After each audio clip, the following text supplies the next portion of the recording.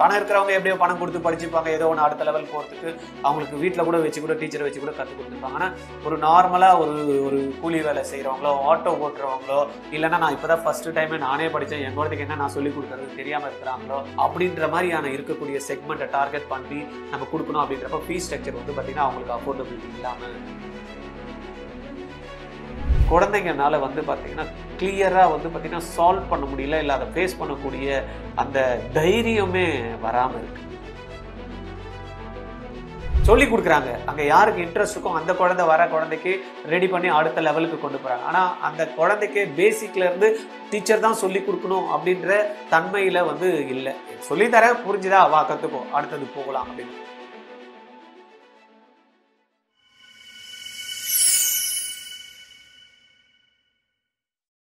வணக்கம், உங்கள் Govindaraj, RGR academy சார்பாக பேசிகிட்டு இருக்கோம். இன்னைக்கு நம்ம இந்த வீடியோவில் முக்கியமாக என்ன பார்க்க போகிறோம் அப்படின்னா, நம்ம ஒரு ஐஐடி ஒர்த்தா அப்படின்ற மாதிரி நம்ம ஒரு கண்டென்ட் ஒன்று போட்டிருந்தோம். அது கிட்டத்தட்ட 1,00,000 பேர் வந்து பார்த்துருக்காங்க. அதில் அதை பார்த்துட்டு நிறைய ஃபீட்பேக் வந்து பார்த்தீங்கன்னா பாசிட்டிவ் கமெண்ட்ஸ் வந்து மேக்ஸிமம் 99.9% பாசிட்டிவ் கமெண்ட் தான் வந்தது. அதில் கேட்குறப்ப நிறைய பேரண்ட்டு கால் கூட பண்ணி டிஸ்கஸ் பண்ணாங்க. சார் நீங்கள் சொன்னது உண்மைதான் சார், அது வந்து கண்டிப்பாக அது தேவைதான் அப்படின்ற மாதிரி சொன்னாங்க. பட் அந்த ஐஐடியில் வந்து ஒர்த்தா இல்லையா அப்படின்ற கொஸ்டின் மார்க்கை தாண்டி ஏன் வந்து நிறைய குழந்தைங்க +1 +2 சிலபஸ் இருந்தும் ஐஐடியை ஏன் கிராக் பண்ண முடியல, ஏன் அது உள்ள நம்ம வந்து தமிழ்நாடு மாணவர்கள் வந்து போய் சேர முடியல அப்படின்ற பாயிண்ட்டும் நம்ம டிஸ்கஸ் பண்ணியிருந்தோம். அதில் இப்போ லேட்டஸ்ட்டாக வந்து பார்த்திங்கன்னா ஒரு சில ஐஐடிஸையும் என்ஐடிஸையும் விசிட் பண்ணக்கூடிய ஒரு வாய்ப்பு கிடச்சிது. அதில் நம்ம போய் பார்த்தப்ப பசங்க கிட்ட இன்ட்ராக்ட் பண்ணோம். 11 and 12 முடிச்சதுமே நீங்கள் வந்து உடனே வந்து ஐஐடி வந்துட்டீங்களா, என்ஐடி வந்துட்டீங்களா அப்படின்னு பார்த்தப்ப மோஸ்ட் ஆஃப் த ஸ்டூடெண்ட்ஸ் என்ஐடியில் நீங்கள் வந்து ஜாயின் பண்ணது உங்களுடைய எய்மா அப்படின்னு கேட்டப்ப அந்த குழந்தைங்க சொல்லுதுங்க, இல்லைங்க நாங்கள் ஐஐடிக்காக தான் ப்ரிப்பேர் பண்ணணும், அது கிடைக்கல, அதனால வந்து என்ஐடிக்கு வந்துட்டோம்னு ஒரு பாயிண்ட் சொல்லுதுங்க. அதுக்கப்புறமா நீங்கள் +2 முடிச்சதுமே உடனே எக்ஸாம் எழுதி என்ஐடியில் ஜாயின் பண்ண பசங்களையே கேட்டப்ப 10 பேரை நம்ம கேட்டப்ப கிட்டத்தட்ட 6 பேர் வந்து பார்த்தீங்கன்னா நான் 1 வருஷம் ட்ராப் பண்ணி படித்து தான் வந்து இந்த என்ஐடிக்கு எனக்கு சீட்டு கிடைச்சது அப்படின்றாங்க. அப்போ ஐஐடியோட நிலைமை அப்போ எத்தனை பேர் வந்து பார்த்தீங்கன்னா 1 வருஷம் 2 வருஷம் 3 வருஷம் 4 வருஷம் 5 வருஷம் ட்ராப் பண்ணியோ இல்லைன்னா +2 முடிச்சுட்டோ பண்ணியிருப்பாங்க அப்படின்றது வந்து பார்த்தீங்கன்னா பெரிய ஒரு கொஸ்டின் மார்க்காக இருந்தது. இதை தான் வந்து பேரண்ட் கிட்டேயும் அந்த எஜுகேஷனிஸ்ட்டுக்கிட்டையும் பேசுகிறப்ப நாங்களும் அனலைஸ் பண்ணப்ப கிடைச்சது தான் வந்து பார்த்தீங்கன்னா குழந்தைங்க 11 and 12 வரப்ப என்னதான் அந்த 11th and 12th சிலபஸ் தான் வந்து பார்த்தீங்கன்னா அந்த ஜிஇ எக்ஸாம்ஸில் கேட்டாலும் ஜிஇ அட்வான்ஸ் கேட்டாலும் குழந்தைங்கனால வந்து பார்த்தீங்கன்னா கிளியராக வந்து பார்த்தீங்கன்னா சால்வ் பண்ண முடியல, இல்லை அதை ஃபேஸ் பண்ணக்கூடிய அந்த தைரியமே வராமல் இருக்கு. அது ஏன் அப்படின்றத அனலைஸ் பண்ணுறப்ப திருப்பியும் அகைன் வந்து ஒரு பாயிண்ட் ஒன்று கிடைச்சது. என்னன்னா இந்த 11 and 12 வந்து இமிடியேட்டாக 11 and 12ல் வர சப்ஜெக்ட் வந்து பார்த்தீங்கன்னா அப்படியே ஸ்டார்ட் ஆகிறது இல்லை. 11th ஒரு சப்ஜெக்ட் இருந்த அந்த டாபிக் வந்து ஸ்டார்ட் ஆகுறதில்ல. அது வந்து பார்த்தீங்கன்னா கிட்டத்தட்ட ஒரு 6th ஸ்டாண்டர்ட்ல இருந்தே வந்து பார்த்தீங்கன்னா அந்த அடிப்படை வந்து ஸ்டார்ட் ஆகி அதுலேருந்து லெவல் 2 6ல் படிக்கிறது ஒரு 10ல் ஒரு கனெக்டிவ் 8ல் ஒரு கனெக்டிவிட்டி இருக்குது. 8ல் இருந்து வந்து பார்த்தீங்கன்னா 10க்கு அகைன் வந்து பார்த்தீங்கன்னா ஒரு கனெக்டிவிட்டி இருக்குது. 10ல் இருந்து வந்து பார்த்தீங்கன்னா ஒரு 12க்கான ஒரு கனெக்டிவிட்டி இருக்குது. அதே போல் 7th படிக்கிறது வந்து பார்த்தீங்கன்னா 9th வருது, 9th படிக்கிறது வந்து பார்த்தீங்கன்னா 11th கனெக்டிவிட்டி இருக்குது. அப்போ இது எல்லாமே ஒரு மிஸ் ஆகுறப்ப, இந்த செயின் மிஸ் ஆகுறப்ப என்ன ஆகுதுன்னா அந்த 11th ஸ்டாண்டர்டில் குழந்தைனால பர்ஃபார்ம் பண்ண முடியாமல் போயிருக்கு அப்படின்றது தான் பசங்களும் சொல்கிறாங்க, பேரண்ட்ஸும். ஆமாம் சார், பையன் வந்து கேல்குலேஷன் பார்ட்டில் ரொம்பவே கஷ்டப்படுறான், மேக்ஸ் வரலன்றான். ஆனால் மேக்ஸ் எந்த மேக்ஸ்ன்னு பார்த்தீங்கன்னா டீச்சர்கிட்ட இன்ட்ராக்ட் பண்ணுறப்ப, மேடம் அது சின்ன சின்ன கேல்குலேஷனே அவனால் பண்ண முடியல, ஒரு டிவிஷன் தெரியல, ஒரு மல்டிப்ளிகேஷன்லேயே வந்து தள்ளுமாறுறான், காசு சைன் எல்லாம் வந்து பார்த்தீங்கன்னா எப்படி அந்த வேல்யூ டீட்டாக்கு வேல்யூ எடுக்கணும்னு தெரியறதில்ல, லாகர்தம் வந்து கிளாரிட்டி இல்லை அப்படின்ற மாதிரிலாம் சொல்கிறாங்க. அப்போ இதெல்லாம் வந்து 11 and 12ல் அந்த சேலஞ்சிங்கை வந்து ஃபேஸ் பண்ணுறாங்களா அப்படின்னா இல்லை, 6ல் இருந்து 10ல் இருக்கக்கூடிய கண்டென்ட் அவங்களுக்கு தெரியல அப்படின்றாங்க. அப்போ ஆர்ஜிஆர் டீமில் வந்து பார்த்தீங்கன்னா இதுக்கான ஒரு அனலைஸ் பண்ணி இதுக்கு என்னதான் சொல்யூஷன் அப்படின்றப்போ பார்த்தோம். ஏன்னா பேரண்ட்டும் கேட்குறாங்க, ஏதாவது எங்களுக்கு அப்போ எங்கெல்லாம் சொல்யூஷன் கொடு அப்படின்றப்ப ஒரு பேஸை ஸ்ட்ராங் பண்ணிட்டா குழந்தைக்கு 6ல் என்ன படிக்குதோ அந்த 6ஆம் கிளாஸ்ல படிக்கக்கூடிய பாடத்துல அவங்க ஒரு தெளிவு, ரைட்டா?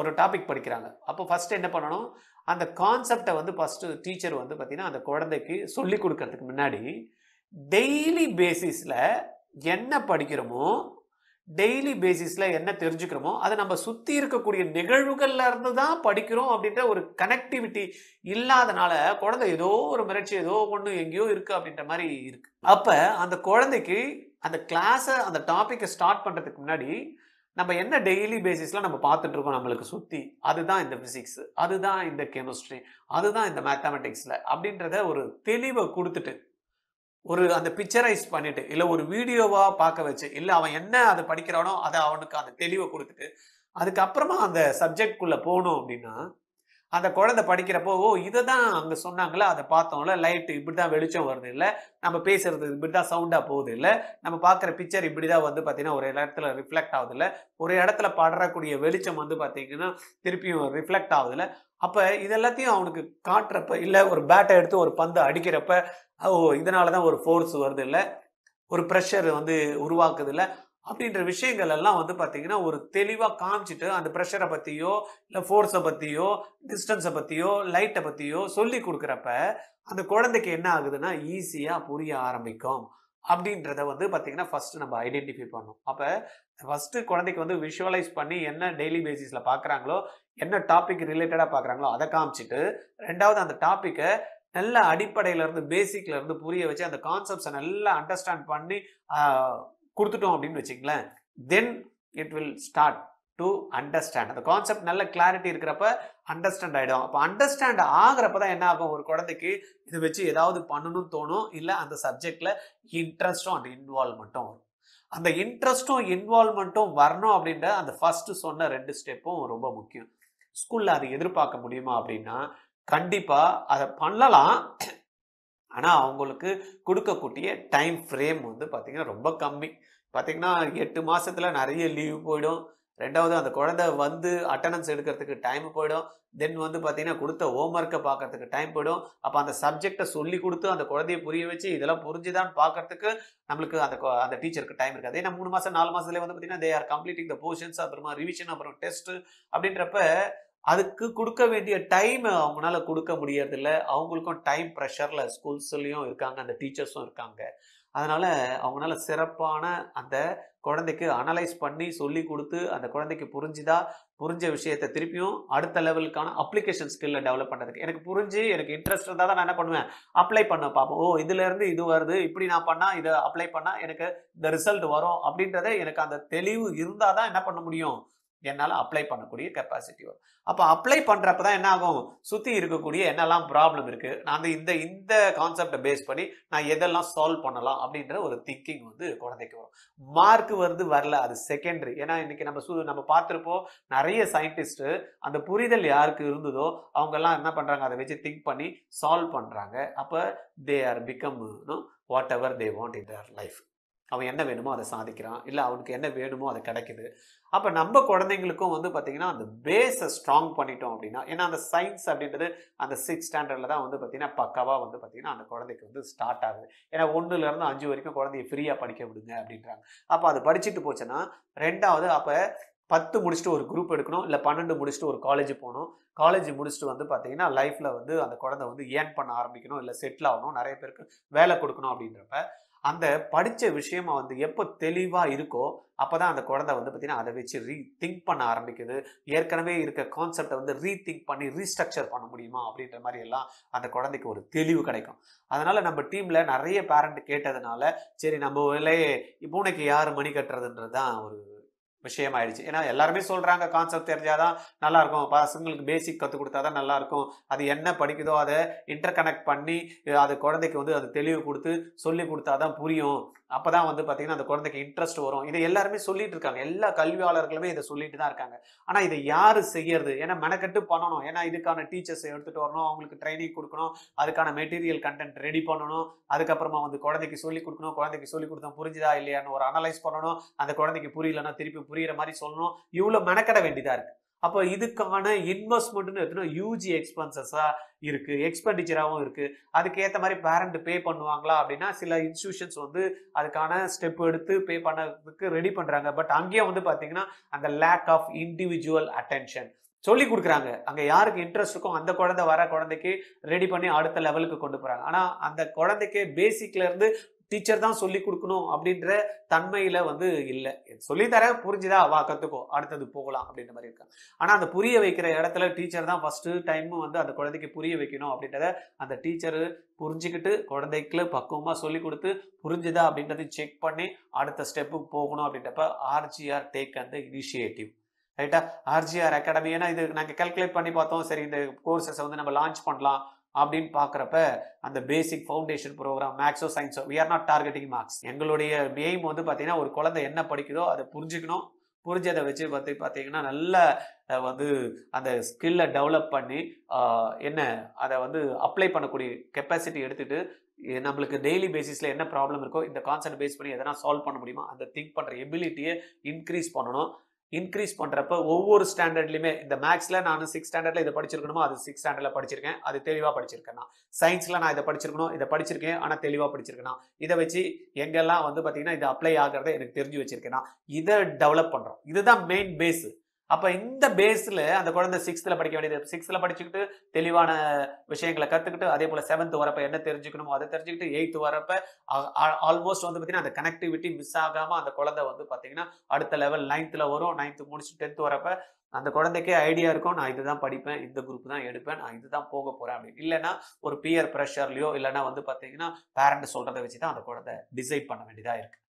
அப்ப இண்டிவிஜுவலா அந்த குழந்தை முடிவு எடுக்கணும் அப்படின்னா அந்த குழந்தையோட இன்ட்ரெஸ்ட் லெவல் என்ன இது வந்து நம்ம என்ன பண்ணணும், இன்ட்ரெஸ்ட் கிரியேட் பண்ணி கொடுக்கணும். இல்லை இன்வால்மெண்ட் வர மாதிரி சப்ஜெக்டை சொல்லி கொடுத்தோம் அப்படின்னா பண்ண முடியும். அப்படி பார்த்தப்பதான் நம்ம ஃபவுண்டேஷன் கோர்ஸ் வந்து ஸ்டார்ட் பண்ணலாம் மேக்ஸ் சயின்ஸ்ல அப்படின்னு பார்க்குறப்ப ஃபீஸ் ஸ்ட்ரக்சர் நம்ம அதுக்கேற்ற மாதிரி குவாலிட்டி டீச்சர்ஸ் கொடுக்கணும், குவாலிட்டி கண்டென்ட் கொடுக்கணும், அவங்கள வந்து ரெகுலர் மானிட்டர் பண்ணணும். அப்படின்றப்ப ஃபீஸ் ஸ்ட்ரக்சர் வெளியில பார்த்தோன்னா 65,000 85,000 1,00,000 அப்படின்ற மாதிரி ஃபவுண்டேஷனோட ஃபீஸ் ஸ்ட்ரக்சர் இருந்து.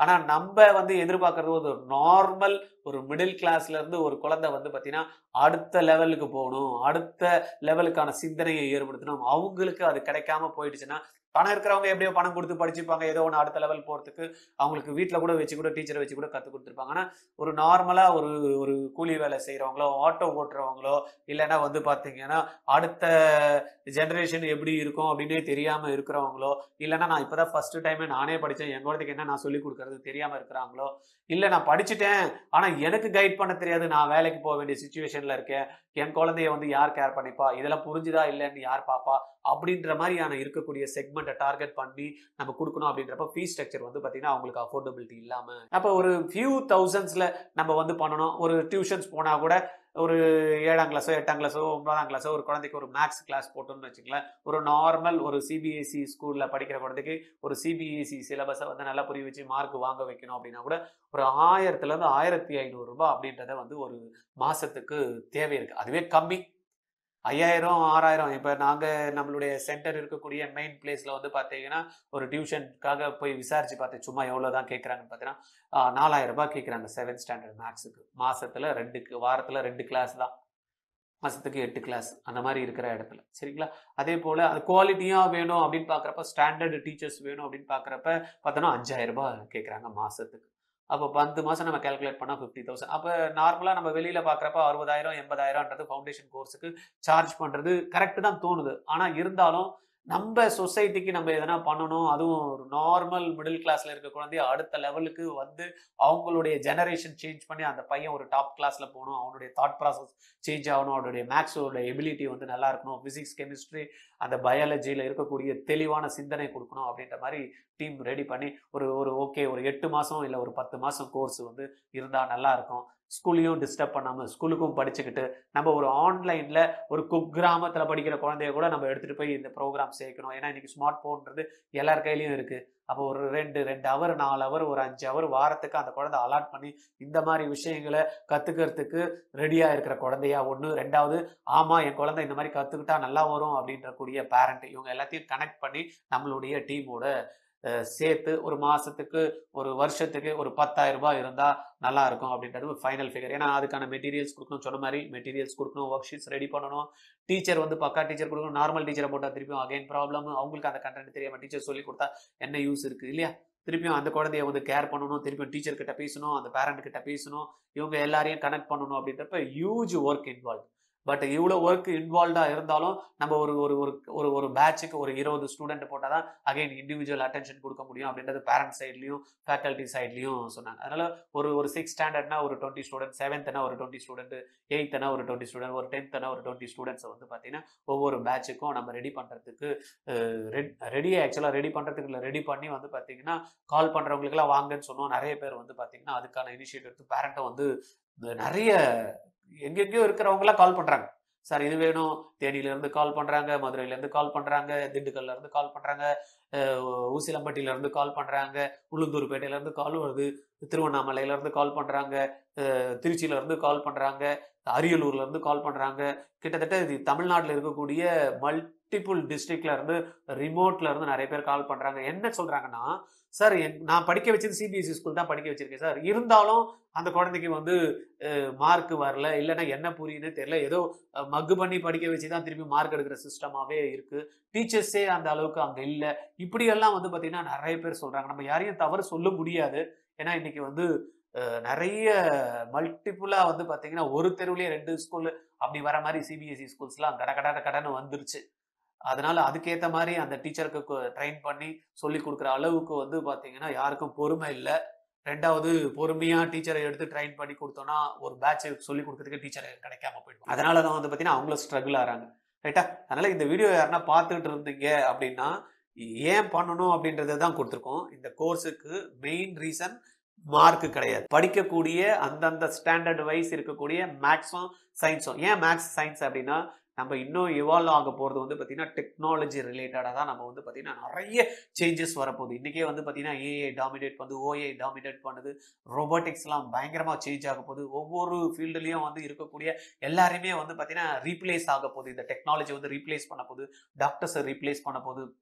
ரெண்டாவது வந்து பார்த்தீங்கன்னா டெக்னீஷியன்ஸ், இது சொன்ன இல்லையா, இந்த தலைக்கு இந்த கைக்கு மேலே இருக்கக்கூடிய விஷயங்கள் எல்லாம் வந்து பார்த்தீங்கன்னா ஏஐ ரீப்ளேஸ் பண்ணிடும், கைக்கு கீழே செய்கிற வேலையெல்லாம் பார்த்தீங்கன்னா ரோபோ ரீப்ளேஸ் பண்ணிடும். அப்படின்னா அப்போ அந்த மாதிரியான டெக்னிக்கலாக குழந்தை வந்து பார்த்தீங்கன்னா ரெடி ஆகிறதுக்கு நம்ம தான் ஏதாவது ஒன்று வந்து செஞ்சாகணும் அப்படின்னு பேரண்ட்டும் நிறைய பேர் வந்து ரெடியாக இருக்காங்கன்னா அவங்களுக்கு என்ன பண்ணணும்னு தெரியல. அப்போ இந்த பேஸை நல்லா ஸ்ட்ராங் பண்ணி கொடுத்துருக்கோம்னா மேக்ஸும் சயின்ஸும் குழந்தை நல்லா வரும் அப்படின்றதுக்காக தான் இதை பண்ணி கொடுத்துருக்கோம்.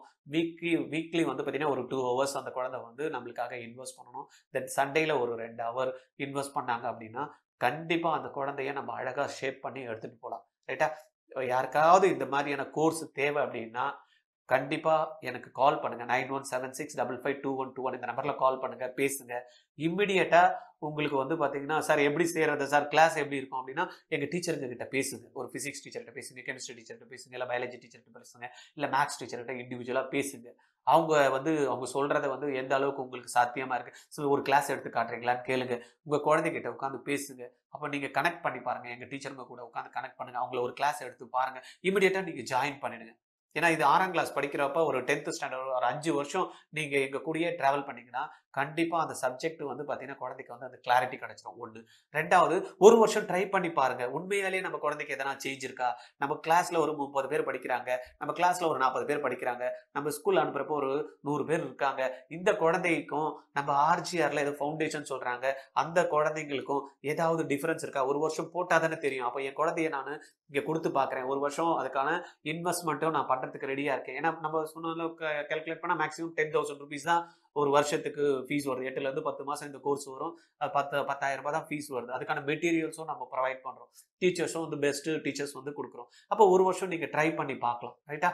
இது கூட வந்து பார்த்தீங்கன்னா நிறைய பேர் வந்து அந்த வீடியோ போட்ட இதில் வந்து எங்களுக்கு வந்து கால் பண்ணி பேசிகிட்டே இருக்காங்க, சார் நீங்கள் ஏதாவது பண்ணுங்க அப்படின்ட்டு. ரெண்டாவது, எங்களுக்கும் வந்து பார்த்தீங்கன்னா 11 and 12 கிளாஸஸ் எடுக்கிறப்ப ரொம்ப சேலஞ்சிங்காக இருக்குது. நிறைய ஸ்டூடெண்ட்ஸ் வந்து பார்த்தீங்கன்னா போர்டு சிபிஎஸ்சி போர்டு இருந்தாலும் சரி, ஸ்டேட் போர்டில் இருந்து வராங்க. இருந்தாலும் சிபிஎஸ்சி போர்டு கூட நல்லா கான்செப்ட் புரிஞ்சுட்டு தான் படிக்கணும்னு வராங்க. ஆனால் அந்த குழந்தைங்க கூட வந்து பார்த்தீங்கன்னா அந்த சால்விங் எபிலிட்டியே இல்லாமல் இருக்குது. அப்ளிகேஷன் ஸ்கில்லே வந்து பார்த்தீங்கன்னா நிறைய இல்லை. அப்போ ஸ்டேட் போர்ட்லேயும் அது பயங்கர கொஸ்டின் மார்க்காக இருக்குது. அதனால தான் வந்து வந்து பார்த்தீங்கன்னா அது நீட்டுக்கு இருந்தாலும் சரி, அந்த ஜேஇ அட்வான்ஸ் எக்ஸாம் இருந்தாலும் சரி, ஜேஇ மெயினே கிளியர் பண்றதுக்கு தடுமாறுறாங்க. அட்வான்ஸ் எப்படிங்க? அப்ப டிஃபரெண்ட் ஜேஇ மெயின்ல வந்து பார்த்தீங்கன்னா ஒரு மல்டிபிள் சாய்ஸ் கொஸ்டின்ஸ் தான் குடுக்குறாங்க. இன்டெகிரேட் டைப்ஸ் கொஸ்டின் தான் குடுக்குறாங்க. ஆனா அட்வான்ஸ்ல மல்டிபிள் கான்செப்ட்ஸ வந்து பார்த்தீங்கன்னா மிங்கிள் பண்ணி கொஸ்டின்ஸ் ஃப்ரேம் பண்றாங்க. திணறி போகுதுங்க பசங்க. இப்ப நாங்க என்ஐடில போய் நான் பார்க்குறப்ப பசங்க கிட்ட என்ஐடி தான் உன்னுடைய வந்து மெயின் ஃபோக்கஸ்டா அப்படின்னு கேட்டப்ப, இல்லங்க நான் ஐஐடிக்காக பிரிப்பேர் பண்ணேங்க. எனக்கு ஐஐடி கிடைக்கல. அதனால தான் அட்லீஸ்ட் என்ஐடில வந்தேன் அப்படின்றாங்க. அப்ப ஏன் கேட்கிறப்ப அந்த பசங்க அதான் இல்ல எனக்கு அந்த டைம் பத்தல அப்படின்றான். ஒருத்தன் என்ன பண்றான் 11th படிச்சிருக்கான், 12th படிச்சு திருப்பி 1 இயர் டிராப் பண்ணி நீட் மாரி கதை நாங்க பார்த்தேன். பசங்க வந்து சொல்றப்ப நீட்ல எப்படி வந்து 1 வருஷம் நான் வெயிட் பண்ணி 2 வருஷம் படிச்சோம் அப்படின்னா, அதேபோல ஐஐடில எல்லாம் நெறைய ஸ்டூடண்ட்ஸ நான் பார்த்தது வந்து பார்த்தீங்கன்னா, +1 முடிச்சுட்டு, +2 முடிச்சுட்டு அகைன் 1 இயர் வந்து நான் பண்ணேன். நான் ஐஐடி தான் போகணுன்றதுக்காக பண்ணேன். அப்ப கூட எனக்கு வரல அதான் என்ஐடி வந்தேன். அப்படின்ற மாரிலாம் இருக்காங்க. அப்ப அந்த காலத்தே பயிற்சின்றாங்க பாருங்க. எப்ப படிக்கணுமோ அந்த விஷயத்துல அத படிச்சுக்கிட்டு பண்ணாங்கன்னு வச்சுக்கங்களேன், அறுவடை செய்றது கரெக்ட்டான காலத்துல அறுவடை செய்வோம். காலத்த பயிர் செய்யுன்றதுனா காலத்தே அறுவடை செய் அப்படின்றது இருக்குல்ல, அந்த அறுவடையும் நம்ம கரெக்ட்டா பண்ணணும். அதுக்கு எங்க டீம் வந்து உங்களுக்கு சப்போர்ட் பண்ணி, ரெடி பண்ணி உங்க குழந்தைய மோல்ட் பண்றதுக்கு ரெடியா இருக்கும். நீங்களும் பேரண்ட்டும் வந்து பார்த்தீங்கன்னா, சேர்த்து ஆர்ச்சர்ல விட்டது போனா, அப்படிலாம் நான் ஒத்துக்க மாட்டேன். சேர்த்துட்டதுமே உங்களுக்கு வந்து அந்த ரிசல்ட் இருக்கும். இல்ல, குழந்தை ஒவ்வொரு வாரமும் கரெக்ட்டா நம்ம கிளாஸஸ் அட்டெண்ட் பண்றாங்களா? நம்ம குடுக்குற ஒர்க்க அவங்க ஃபாலோ பண்றாங்களா? அவங்களுக்கு ஏதாவது நீங்க டவுட்ஸ்ன்றத அது சொல்றாங்களா? அந்த டவுட்ஸ் வந்து நம்ம டீச்சர்ஸ் கிட்ட கேட்கறாங்களா? அப்படி கேட்கலன்னா, நீங்க எங்க டீச்சர் கிட்ட கனெக்ட் ஆயி, அவங்க கிட்ட வந்து இன்டராக்ட் பண்ணி, இது என் குழந்தைக்கு வந்து லேக்கிங் இருக்கு அப்படின்றத நீங்க சொல்றீங்களா? அப்படின்றத ஒவ்வொரு வாரமும் வந்து பார்த்தீங்கன்னா, நம்ம teacher, parent and student interaction session through online தான். ஏன்னா நம்ம வந்து இது ஒரு ரிமோட் வில்லேஜுக்கு கூட கொண்டு போகணும் அப்படின்றதுனால, டைரக்ட்டா எல்லாரையும் வர வைக்க முடியாது. அது காஸ்ட் வந்து ரொம்ப ஜாஸ்தி ஆயிடும். அதனால ஆன்லைன் மூலியமா நம்ம இத கனெக்ட் பண்றதுக்கு ரெடியா இருக்கோம். கீழ வந்து டிஸ்கிரிப்ஷன்ல Google ஃபார்ம் குடுத்துருக்கோம். உங்களுக்கு தேவை அப்படின்னீங்கன்னா, இமிடியேட்டா உங்க நேமு, குழந்தையோட பேரு, எந்த ஸ்கூல் படிக்கிறீங்க, என்ன ஸ்டாண்டர்டு, உங்கள கான்டாக்ட் பண்றதுக்கு ஒரு 2 நம்பர் குடுத்துட்டீங்கன்னா, எங்க டீம்ல இருந்து கால் பண்ணி உங்ககிட்ட பேசுவாங்க. டீடைல்டு எக்ஸ்பிளனேஷன் குடுப்பாங்க. இல்ல என்கிட்டயே நேரடியா பேசணும்னா 9176552121 இந்த நம்பர்ல கால் பண்ணுங்க, பேசுங்க. நான் உங்களுக்கு கிளாரிட்டி குடுக்குறேன். எங்களுடைய ஃபவுண்டேஷன் ஹெட் இருக்காங்க கார்த்திக் ராஜ் சார். அவங்கள உங்ககிட்ட பேச சொல்றேன். இல்ல டீச்சர் இருக்காங்க. அவங்க இண்டிவிஜுவல் டீச்சர் உங்களுக்கு என்ன சப்ஜெக்ட்ல இன்னும் கூட ஃபோக்கஸ்டா குழந்தைக்கு பண்ணணும்னு நினைக்கிறீங்களோ சொல்லுங்க. அதையும் பண்ணி குடுக்கறதுக்கு நம்ம டீம் வந்து ரெடியா இருக்கோம். ஓகேவா? கூப்பிடுறீங்களா? உங்களுக்கு மத்தபடி ஏதாவது தேவைனாலும் கீழ கமெண்ட்ஸ்ல குடுங்க. இந்த வீடியோவ உங்களால முடிஞ்ச வரைக்கும் 6ல இருந்து 12 வரைக்கும் உங்களுக்கு தெரிஞ்சவங்க படிச்சுட்டு இருப்பாங்களா, அவங்களுக்கு ஃபார்வர்ட் பண்ணி விடுங்க. இது ரொம்பவே யூஸ்ஃபுல்லா இருக்கும். நெக்ஸ்ட் ஜெனரேஷனு எஜுகேஷன்ல ஒரு சேஞ்சஸ் கொண்டாடுறதுக்கு நம்ம எல்லாமே இதுக்கான ஒரு முன்னெடுப்பு எடுத்த மாரி இருக்கும். அதுல உங்களுடைய பங்களிப்பும் எங்களுக்கு வேணும். பண்ணலாமா? Thank you.